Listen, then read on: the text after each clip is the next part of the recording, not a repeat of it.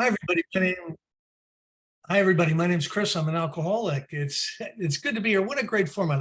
Ali, you always do wonderful things, and I'm in really good company here tonight. So it's my job to talk about step one. It's not difficult for me to do that. I lived alcoholism, and I lived the things that it talks about in the book Alcoholics Anonymous. And so it's not really difficult for me to share on step one. One of the things I want to start with, crazy enough, is a line or two from the chapter Working with Others. All right, if we're satisfied someone is an alcoholic and we're trying to help them, it says here, begin to dwell on the hopeless feature of the malady. Show them from your own experience how the queer mental condition surrounding the first drink prevents the normal functioning of willpower. In other words, every single one of us knew the risk of drinking, knew the consequences that could happen if we were drinking, knew how we felt the next morning, knew all the different kinds of trouble we got in, understood that it probably would be a good idea to not drink anymore, right? We all knew that, and we kept drinking. And so this first step talks about powerlessness. And that, it's difficult. I swear, alcoholics are stubborn. A lot of them, we know, before we know.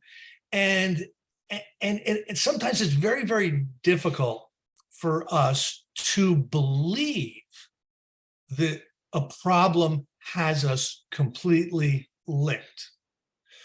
But I believe it's really important to get as close as you can to a complete concession to your innermost self about your level of powerlessness. I believe this is so important, because if I'm gonna join up with all of you, if I'm gonna run around and make coffee and get sponsors and take commitments and work the steps and find service stuff to do, if I'm gonna do all that, I'm gonna need a good reason to do all that. I'm not a joiner. You know what I mean?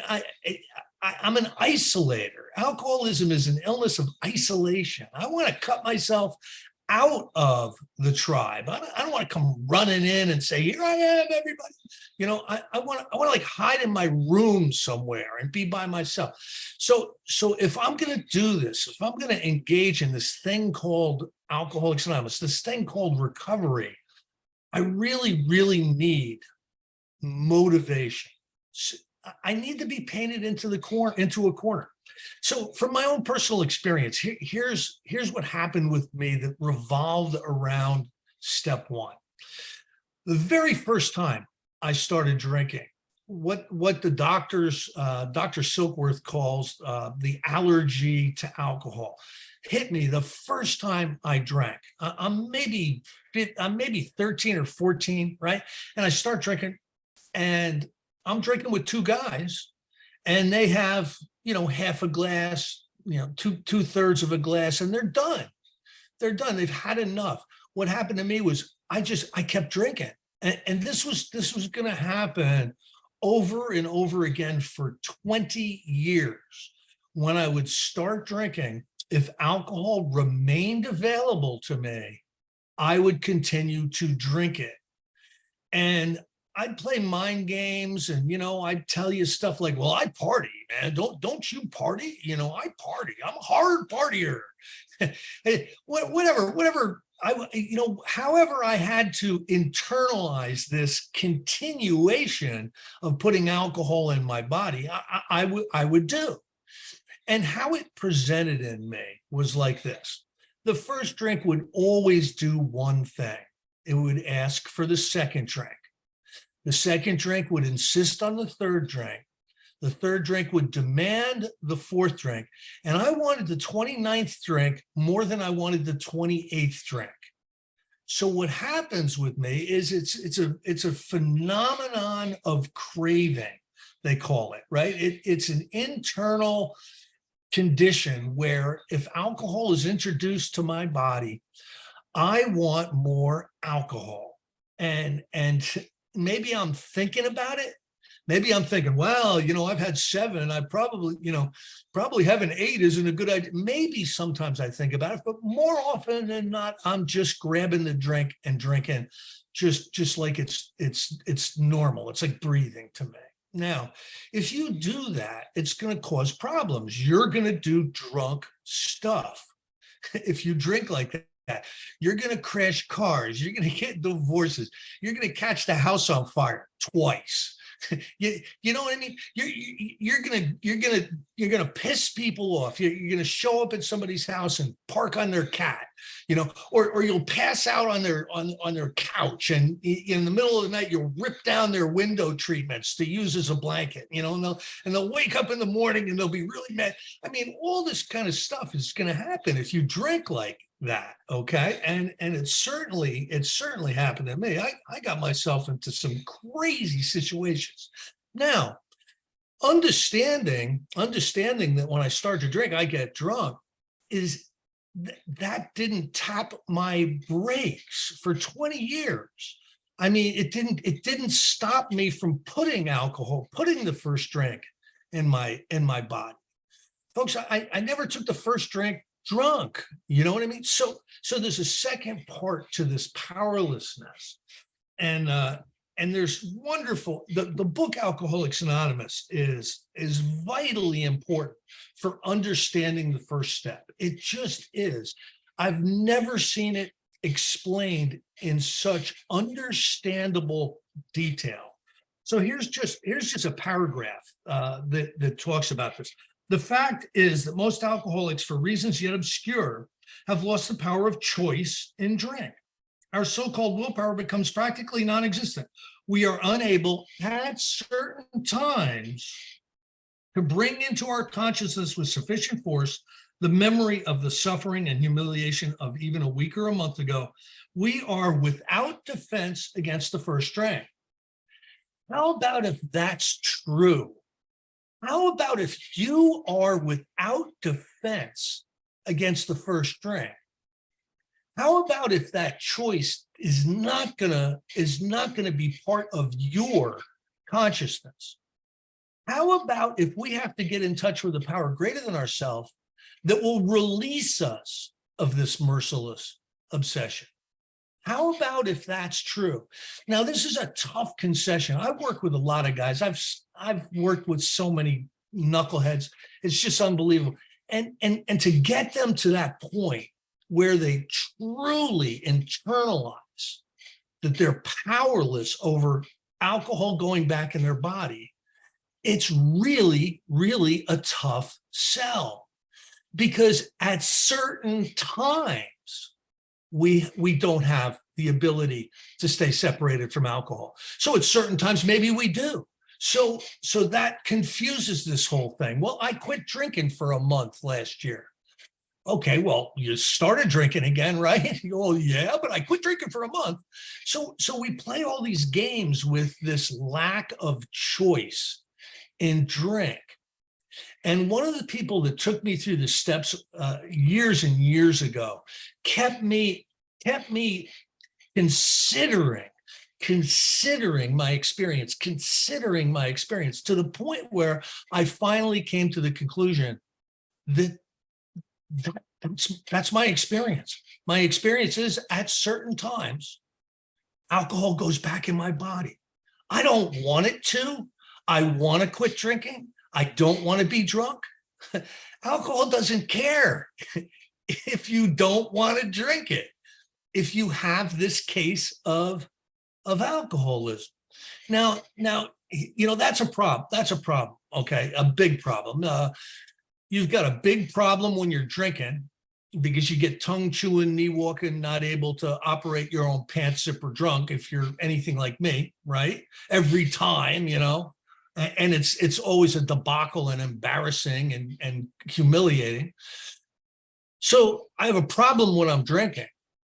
But my real problem centers in my mind. My real problem is separated from alcohol, I don't remain separated from alcohol. And that was my experience over and over and over and over again. And I showed up in Alcoholics Anonymous, and I went to some meetings, and I thought that going to meetings was treating my alcoholism. And so for about 90 days, I'm going to AA, I'm going to outpatient, I'm doing all these things. I really want to separate from alcohol, right? I'm at a point now where I'll do things that I'm really uncomfortable with. I'll do things that are stupid and they're not going to work for me. I'm that willing, and I'm sitting in the chair of Alcoholics Anonymous groups, and I drank again. And folks, if there was a meter up on the wall, and I don't want to ever drink again meter, I guarantee I'd have had a higher score than anybody else in that AA meeting. That I didn't want to drink more than anybody in that meeting. I guarantee it. And all of a sudden I'm drinking again, and that is really a concerning experience. And I went back out for like 7 or 8 months, and I came back into Alcoholics Anonymous, and for one reason or another, I think this is the grace of God, I just did everything. I did everything you told me to do. I got a sponsor. I joined a home group. I shared, Chris, you got to start sharing, so I shared. You should have seen me, in the early days. Oh my God, people would be rolling their eyes. So I'm sharing, and I'm doing all this stuff. And I believe that massive amount of fellowship activity created an environment whereby I could remain sober for a finite period of time until a recovery program was exposed to me. And that happened in a crazy way. Somebody, gave me a set of Big Book Workshop stuff, and gave me a set of that, and I started listening to it, and it resonated with me. Here's the thing, folks. If you are what this book describes as a real alcoholic, the book Alcoholics Anonymous is going to speak to you. It just is. And you're going to read it over and over again. And each time you read it, it's going to be a deeper experience with the information in the book. If the book Alcoholics Anonymous does not resonate with you, you may not be an alcoholic. I would recommend trying trying a different pathway. Maybe Living Sober might be your book. You know what I mean? But this stuff resonates with me today. And this is the foundation of my understanding of what my problem is, alcoholism, and what the solution for alcoholism is. Now, what I want to do is something I normally don't concentrate a lot on. But what I want to concentrate on is after the dash. Okay, so it says, we admit we're alcoholic, and the dash that our lives have become unmanageable. We're powerless over alcohol, dash that our lives have become unmanageable. And I want to talk about that. Because alcoholism is so expansive. It touches every aspect of my life. I believe that today. And why I believe it is because of what changed when I underwent a recovery program. So things healed and changed, and things changed, and attitudes and outlooks on life changed.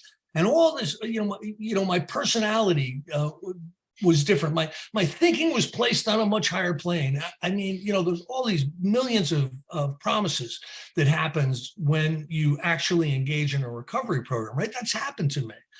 And so the things that have changed in a really, really wonderful way have led me to believe that the causes and conditions of my alcoholism were basically this. I was experiencing a toxic level of self-consciousness in between drinks. And this is what this is what my unmanageability was about. It wasn't about the crash cars. It wasn't about the divorces. It wasn't, it wasn't about, showing up and coming to in jail, not knowing why I'm there. But that was drunk stuff, right? Non-alcoholics do drunk stuff. That was all drunk stuff. And yes, it was external unmanageability, right? But the real problem, I believe, is spiritual in nature. So after the dash is explaining to me that my life is unmanageable. Why is my life unmanageable? Because I'm managing it, and I'm not managing it based on spiritual principles. I'm managing it based on this toxic experience of self-consciousness. So what does that look like? What does this toxic experience of self-consciousness look like? Well, it was all over me, sober in the AA groups in my first 6 months. Okay, I was a mess in my first 6 months. Not very many people sat next to me in my first 6 months. So what it was my head would just not stop. It would be rehashing things that happened in the past. Like, I can't believe, yesterday was just all, and what I should have said to that guy, 8 years ago, and all of this noise is constantly in my head. Those bastards. I can't believe you. You wouldn't believe that. Listen, it just isn't fair. These people, they just took advantage of me. They did me wrong. And this is just constantly in my head, right? So that what that is that's manifestation of self defeating me. Okay, ripping any kind of quality I could possibly have out of my life. Now, if I'm not like toxically rehashing the past in a negative way, I have anxiety about the future. And they call it fear in the book Alcoholics Anonymous. I think it's more akin to what we would experience today as anxiety. And what that would look like is this. Yeah, I told my buddies that I'd meet them out there. I'd go to the wedding, and I don't know. I just don't feel like it. I'm not going to go. And I know I told my buddy I would go over and help him paint his house. But I hate painting, and this guy's calling me up. He wants me to help him move. I don't want to help anybody move. I don't want to do it. I'm just going to stay home.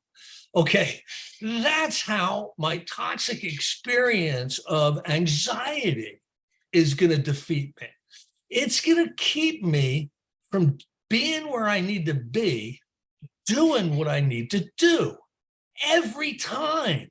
And so, I come to in Alcoholics Anonymous, I'm a bad electrician working for a crappy contractor with a $100 car, living at mom's, and it's because I was never going to be where I needed to be doing what I needed to do. I can't go back to, I know I didn't finish college, but if I go back to school, there's going to be a course. I know there's going to be a course that I can't pass, and I'll waste all that money. I'll waste all that time. And so these are the voices in my head. And these are manifestations of self that are defeating me. I believe they're my alcoholism. I believe they are the motor of the dysfunction in my life and the unmanageability in my life. And I believe that because I've overcome them today. I've healed from them today through the 12-step process that's laid out in the book Alcoholics Anonymous. So listen, if the solution works, then whatever the solution is working against is part of the illness. I have to believe that. I have to believe that. Now when I'm working with other people, I spend a lot of time on step one. And I believe the instructions in, working with other people is in the chapter Working with Others, right? But I want to give the people I'm working with, if they are alcoholic, a lot of times they're not, I want to give them a fatal dose of alcoholism. When we're talking about step one, I want to get them past the delusion that somehow, someday, they're going to be able to beat the game. That this time, knowing what I know now, this time, it'll be different. I want to wipe away all of that as a belief system. And if I do that, I believe I've done my job helping somebody come to terms with step one. Listen, folks, step one is applicable to so many things, right? I mean, step one is the problem statement. What is the problem? The problem is I know better and I can't do better. Where is the power to be able to do better? I don't have it. And this is applicable in so many areas of our life. It's so applicable that the 12-step recovery process has been copied in something like 300 different ways. There's something like 300 different 12-step fellowships. There's overeaters, there's Sex Addicts Anonymous, there's Tower Snipers Anonymous. So if you start to get the urge to lock and load and climb the tower, you can call your Tower Sniper sponsor. I mean, there's just so many ways to identify that I just don't personally have the power. Haven't you said like 100 times, oh, I know, but you haven't been able to put it together, right? So helping somebody to truly understand that a Tony Robbins book, or a set of affirmation, tapes are just not going to do it. We have a fundamental lack of power. And I believe the rest of the 12 steps, there's some wonderful speakers over the next couple of weeks. God, and most of them are my friends. I can't wait to hear Jenn, who's, after me. She's a good friend. And we're going to be talking about overcoming something that they used to reference as hopeless. Until Alcoholics Anonymous, until the 12 steps, until the big book, most of the time, if you were diagnosed with alcoholism, it was a fatal diagnosis. You might die quickly, you might die slowly, but it is going to take you out.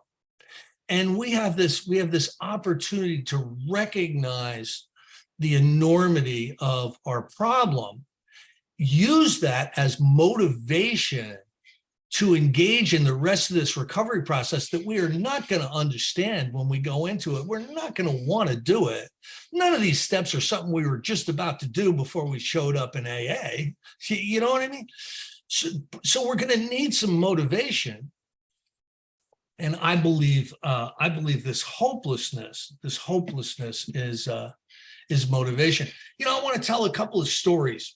When I'm working with somebody on step one, I've got a couple of stories that I basically tell, to show how alcoholism, shows up in me. Now, here's one of the phenomenon of craving.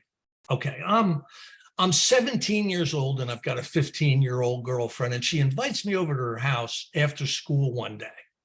Okay, and she makes the unforced error of asking me if I want a drink. This is like right after school, and I say sure, and she goes, "How about gin?" Okay, so I go sure, absolutely, I'll have some gin. So what she does is she takes like a 16-ounce glass, puts like 2 ice cubes in it, and fills it up with gin, which was not a good move on her part.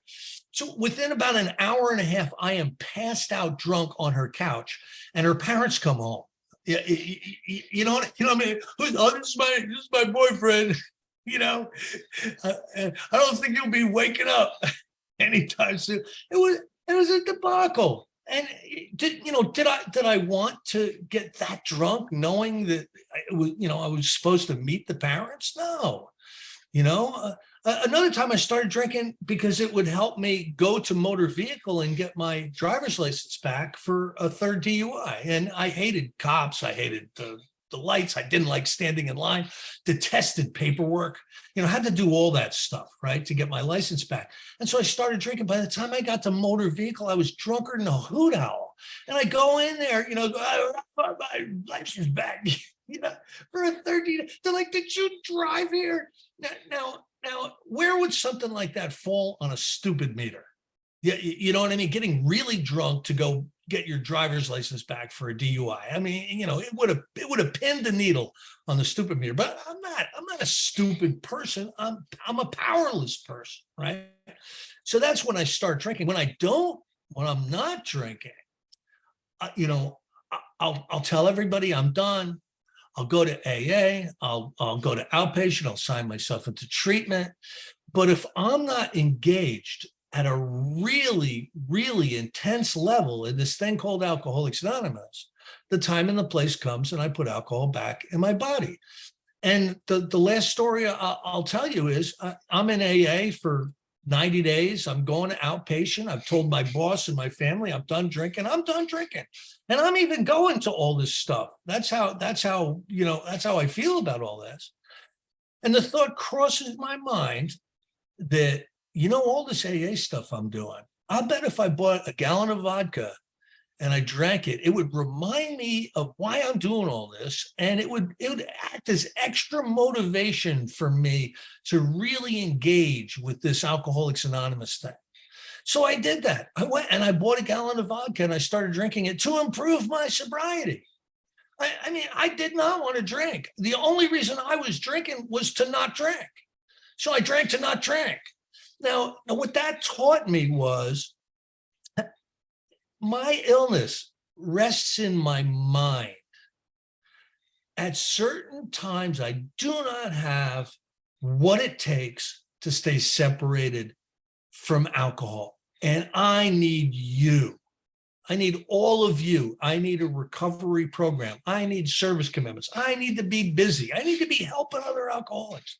I need to be doing all that. And what comes from that is a release. I'm released from this obsession, not fighting it anymore. I'm released from it. And I want to thank Ali for asking me to join an incredible group of speakers and an incredible event. Thank you so much, Ali. And I can't wait to hear Jenn. You're on the floor. Thank you so much, Anna and Ali and everybody else on the team. Thank you so much for putting this on, and really grateful to be a part of it. Chris, you're one of my favorites, as you know, and just make me smile. I love it. We're not a glum lot, right? And that's what I get absolutely every time I listen to you. But I'm Jenn T. I am a grateful member of Al-Anon, the worldwide fellowship of it, which these Zoom rooms and other online meetings have really proven that to me, a worldwide fellowship. And it's been a beautiful thing to me, this whole recovery online thing, because I've had the opportunity to take what was so graciously given to me locally and add to it and expand it. And I love that. I'm going to start by saying, I'm speaking on step one, admitted we're powerless over alcohol, that our lives have become unmanageable.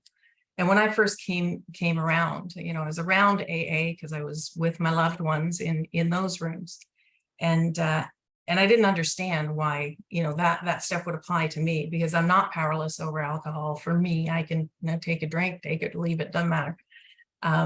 But I've come to understand it and for me, really experience it, both in terms of alcohol and my alcoholic loved ones, but also I'm powerless over so many other things. A lack of power is my dilemma, and I truly believe that, and so that step for me, we admitted we were powerless over, I could have a fill in the blank. And that could be food, not food, men, women, my daughters, my son, my fears, my delusions. You know, you stick it in there, and that's what I'm powerless over. And it's funny, you know, Chris talks about, you know, you take alcohol away, and an alcoholic has trouble living sober. Well, welcome to Al-Anon. Like, that's what we are, right? Effectively, a bunch of dry drunks. The lovely thing, and you may not agree about being an alcoholic, is that a lot of your stupid, horrible harms were caused when you were drunk. Stone cold sober. I've done a lot of the same stuff. Mine's just a lot quieter and more manipulative. And it comes in the form of help. Let me help you. I'm going to help you to see how you're going wrong. I'm going to help you to see why it should be done this way. I'm going to help you to understand. Let me just share my experience on this. And that's not in a selfless way. It's completely selfish. Although for me in my disease, I never recognize the selfishness of it. You know, let me help you to understand why that relationship choice is a terrible one. I should really replace that sentence with, let me help you to understand how you are going to be the solution to my fears about what might go on if this doesn't go the way I want it. And that's, you know, I have a good friend in AA who he would say to me, you're sure you're not an alcoholic? Because this makes no sense. You're nuts. Like, it's, you know, you're nuts. And I am when I'm in my disease. I'm nuts. I don't have a problem with the word, you know, restore me to sanity and two, because I'm insane. And I see a lot of it. Again, stone cold sober. Why? Because alcohol isn't the problem. Alcohol is why you have a seat in Alcoholics Anonymous. Control is why I have a seat in Al-Anon, or at least that's what I believe, is I don't reach for a bottle. I reach for something that is going to control the outcome that I need or think I need to be okay, you know, to return me to a place of ease, which explains why it's a dis-ease, right? So for me, untreated alcoholism, yeah, I've got it. I don't have the obsession with alcohol. I don't have that craving, but I have an obsession with outcomes. I have an obsession with you. If you are in my wake or in my path, I have an obsession with you always, you know, being the mirror to me of the things that I don't know to be true about myself. And that's where you know, my powerlessness, gosh, I don't, you know, I'll reach for men, or I used to reach for men to prove to me that I was lovable and beautiful and funny and smart. And as it turns out, those were just, you know, bottles with legs, effectively, that I'm treating this untreated alcoholism or spiritual malady or problem with ego or selfishness and self-centeredness rooted in fear, right? And that for me is where my disease sits. And I didn't see it before I came around these rooms. And, you know, part of what I loved about Al-Anon was our traditions that told me, you know, the only requirement for membership was a problem of alcoholism in a loved one or friend. And that's a beautiful thing, because it you know, it shows us exactly why we are here in our rooms. But my disease grabbed onto that and said, you are the reason that I am here. And you might have been the reason that I walked in the doors, although that wasn't necessarily the case for me, because my alcoholics were all sober while I was getting worse and worse. Well, most of my alcoholics were, but I will blame you every single time rather than become constitutionally honest with myself. And so I'm an Al-Anon, you know, I'm an Al-Anon because that's where I have a seat. But boy, I do not ever question that I am my own qualifier. I do not question that I suffer from the family disease of alcoholism, because it was coursing through my veins, I think, long before I ever even knew what alcoholics or alcoholism was. And I saw that in my life. I see it in my life today too, when I'm not spiritually fit, and I work a program, and that's a beautiful, remarkable thing. But for me, in the beginning coming in, I loved the relief of the meetings. I loved the relief of the fellowship. I loved it. A bunch of people who understood all of these things that people had done to me. And, we could all sit together and rejoice in our victimhood. And I should have a room lined with trophies in terms of my victimhood. I'm an Olympic champion victim. I can tell you that, gold medal every time. And that's my disease, and the 12 steps for me, starting with step 1, admitting that I am powerless over a lot of things. But for me, really, first and foremost, my fear. I am powerless over those fears that drive me to demand an outcome of my life, of you, of this situation, of them, my neighbor, of whatever. And I'm a business minder. I didn't need God when I came into these rooms. I had God. It was me. I just didn't realize that. I was God. My life wasn't unmanageable because I was a fabulous manager. Your life was unmanageable. So I was a fabulous manager for you too, whether you asked me to be or not. It did not make much difference. I was going to manage your life. I was going to, insert my will. Because if you did what I thought I needed you to do, then I would feel better. Again, not a bottle, but I'm reaching for that external solution. And I'd love to say I don't do it today. That would be a lie. I'm just so grateful in Al-Anon we do not give silver chips, because they'd have to be like 5-minute chips, because that's about how often I relapse. Less so in my actions, but certainly in my thoughts. And coming in, I used to think that, that the recovery was going to look like rainbows and unicorns. And sometimes it does. Sometimes it absolutely does. But life on life's terms is sometimes really tough, especially when I think I know. I think I know what this is about. I think I know how this is supposed to go. I think I know what you're going to do and what you should do. And which is why, as an Al-Anon, I plan 47 different ways that it could go and how I'm going to fix it or help you to straighten out to the course, of course, that I think it should be. And that for me is where I get into real trouble today. That's the unmanageability, because it's not a lack of knowledge, as Chris said. For me as an Al-Anon, lack of knowledge is not my problem. My problem is a lack of power, to not be driven by those fears, to not be driven by the delusions or old ideas or illusions or prejudices or whatever you want to call them, to follow my thoughts or my feelings. And that's the thing, my feelings, and I've heard this somewhere in the rooms, probably from Schroeder, my feelings are real, but they're not reality. And one of my problems in my disease, where unmanageability comes in, is when I think my feelings are reality.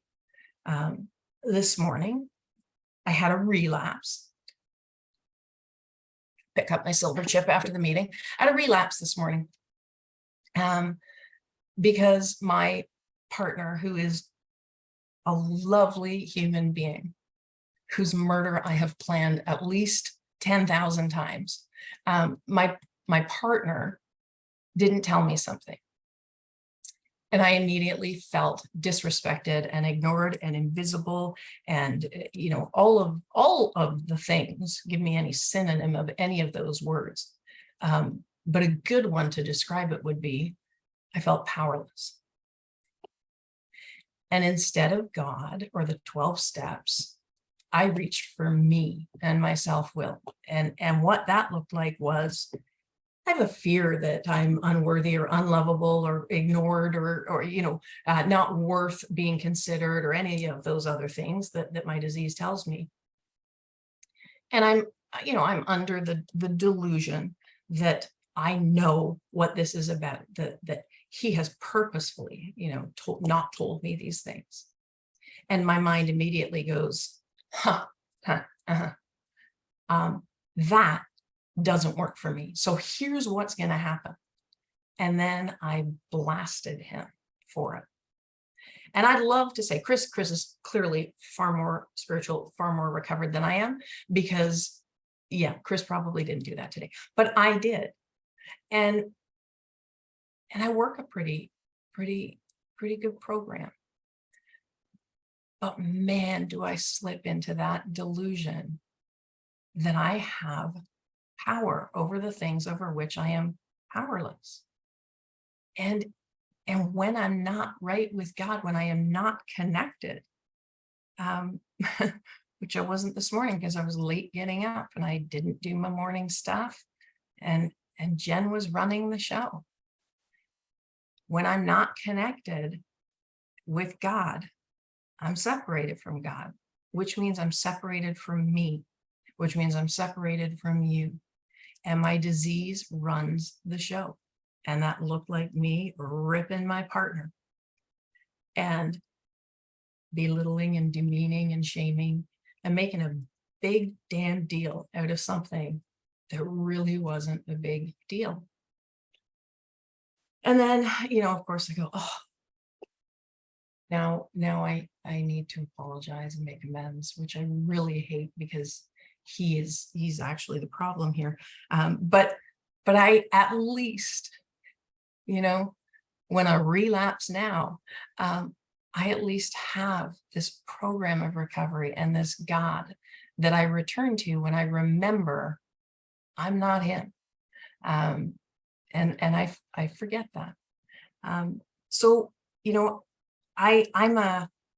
I had the benefit of being around the rooms of AA. I had before coming into Al-Anon, and I had the benefit of a couple of good friends that took me through the book. And it amazes me, that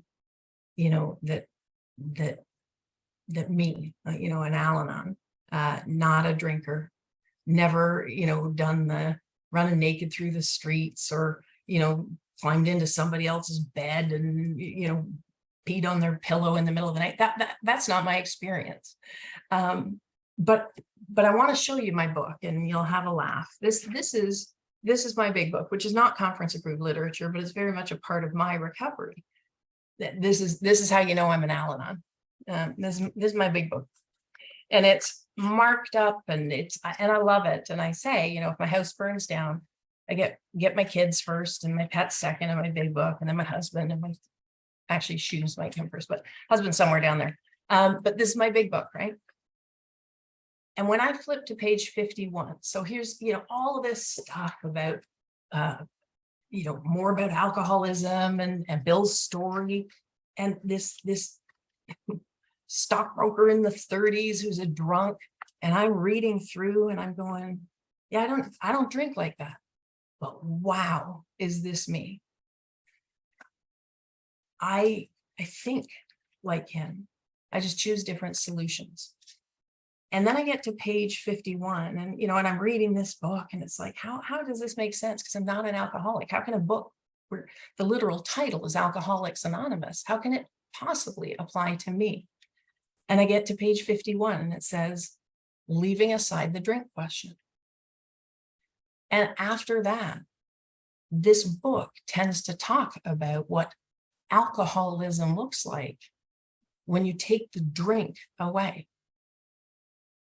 And that's me, a dry drunk, right?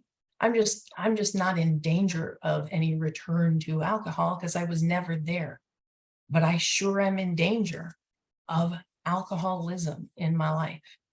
And I see that today. I saw it when I first came in, not as well. I had the benefit of some friends who would very graciously be willing to tell me how sick I was, and I would argue and slam doors, and you don't understand. it's my favorite. But you don't understand, right? I'm so unique. I'm so different, but I'm not. My disease will eat me alive if I'm not watching for it. My disease will eat me alive if I don't know what that looks like. But knowing what it looks like does not equate to any more power. And that's why for me, the rest of these steps are how I continue to concede powerlessness. You know, I was under the delusion this morning that I have power, that I could figure things out, that I knew how it was supposed to be, that those feelings were actually real. And it became unmanageable. I said some really cruel things to a person that I love very much.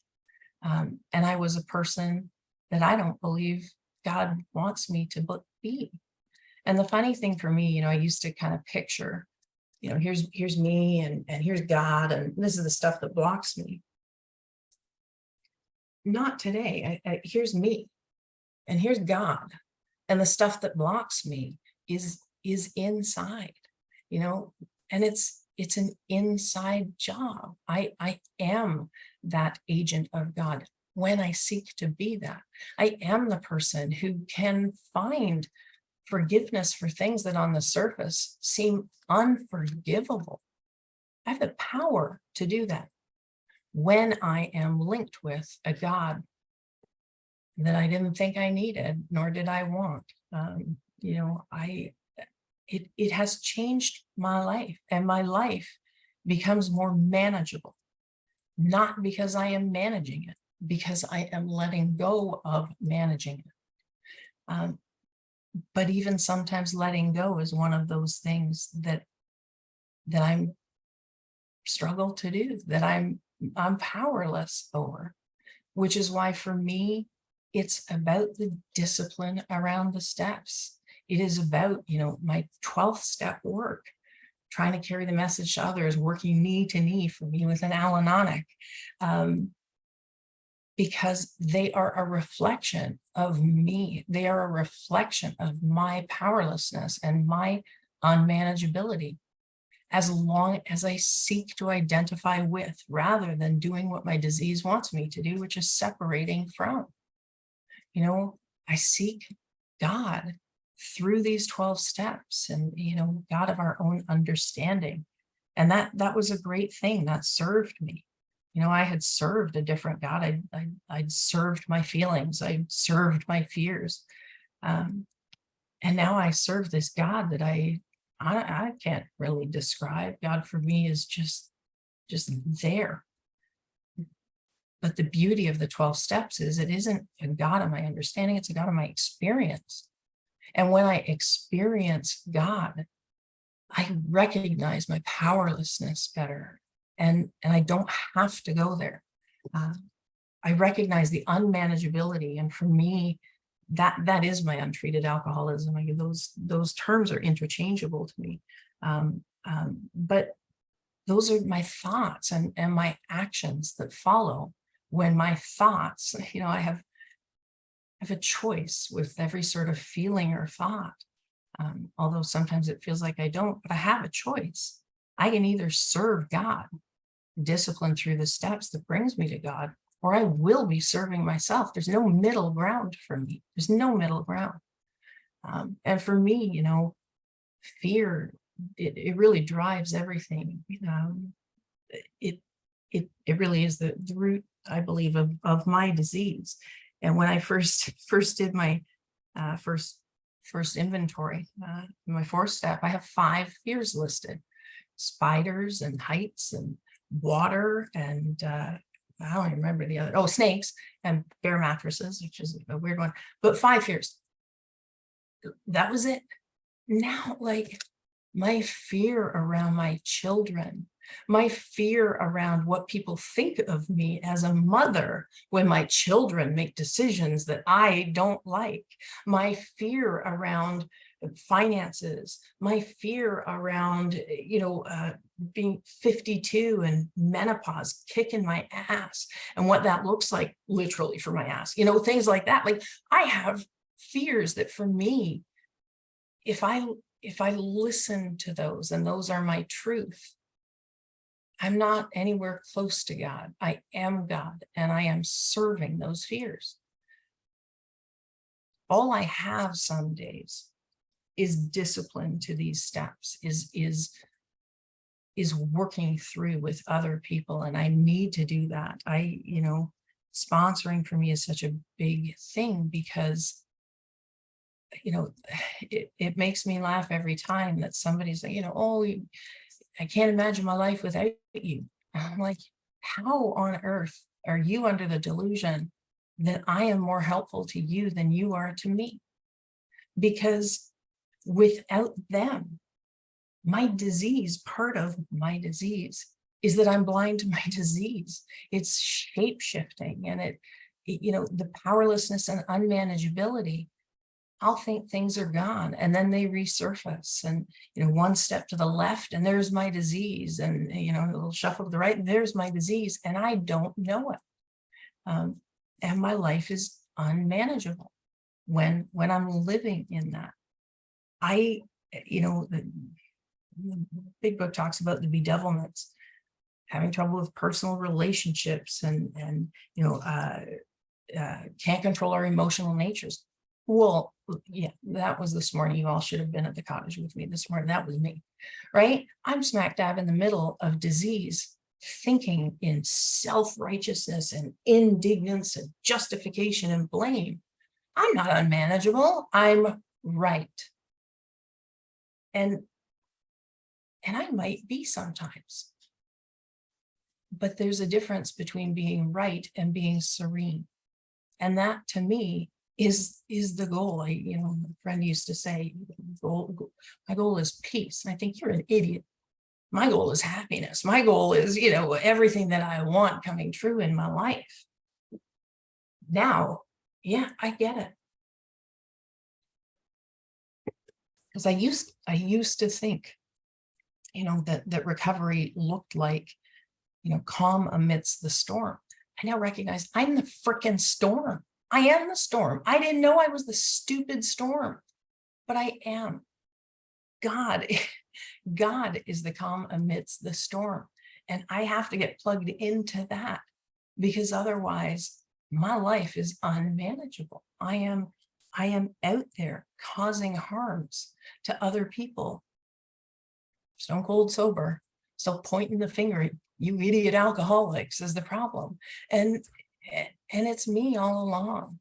God's got jokes, man. And I love it. I have a beautiful relationship with God where, there are days where I'm like, I'm furious with you. And I hate this. I hate that I'm powerless. I hate that me turning things over thanks so much, feels unmanageable to me. I hate it.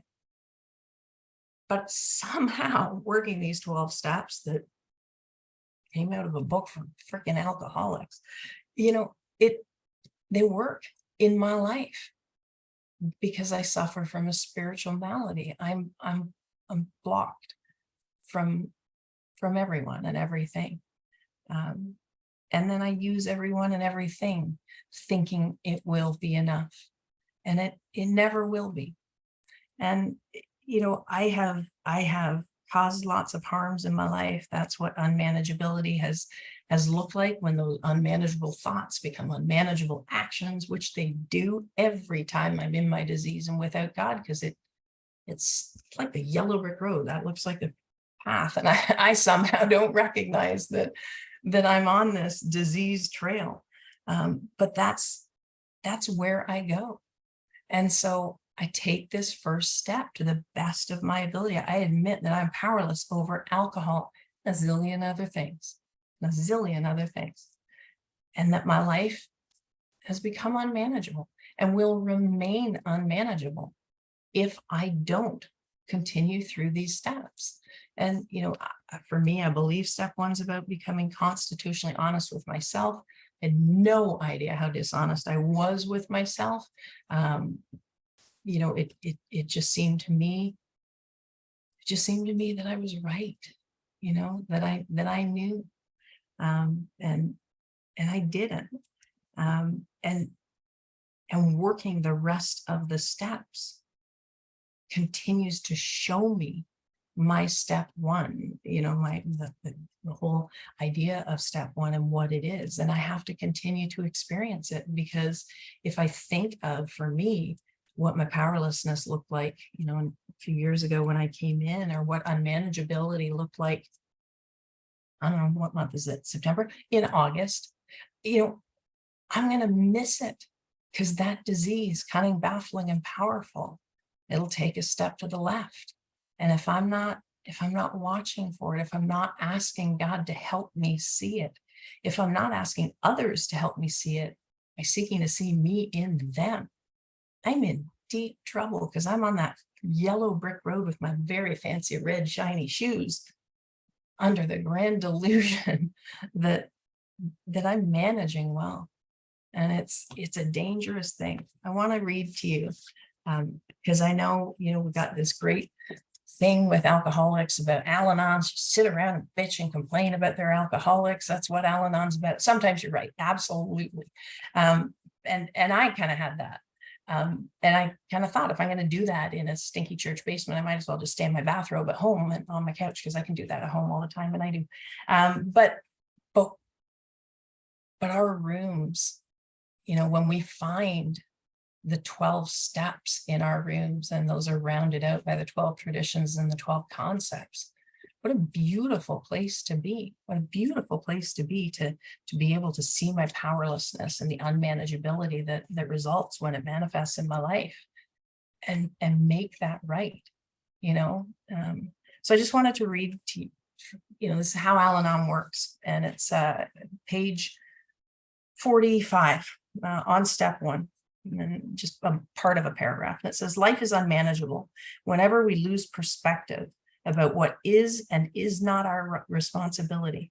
We take offense at actions that have nothing to do with us, or we intervene where it's inappropriate and neglect our legitimate obligations to ourselves and others. Our misplaced concern for others becomes intrusive, meddling, resented, and doomed to failure.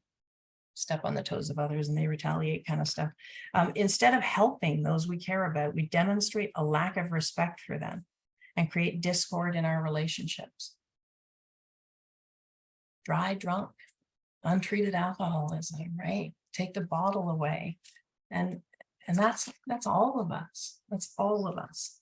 And so for me, you know, I think desperation drives most people into whichever 12-step room they land in. Certainly for me, it did. But willingness, you know, willingness takes over for a little while. But it has to be replaced by humility. And for me, part of that humility comes when I actually concede powerlessness and the unmanageability that it looks like on a day-to-day basis for me. Because my disease is never gone. It's lying in wait. And so that means my relationship with God has to be first and foremost in my life, because otherwise I'm serving the wrong master for sure. Thank you for having me. Ali, thank you so much for everything you do for the recovery community. Chris, you've changed my life, and I'm grateful.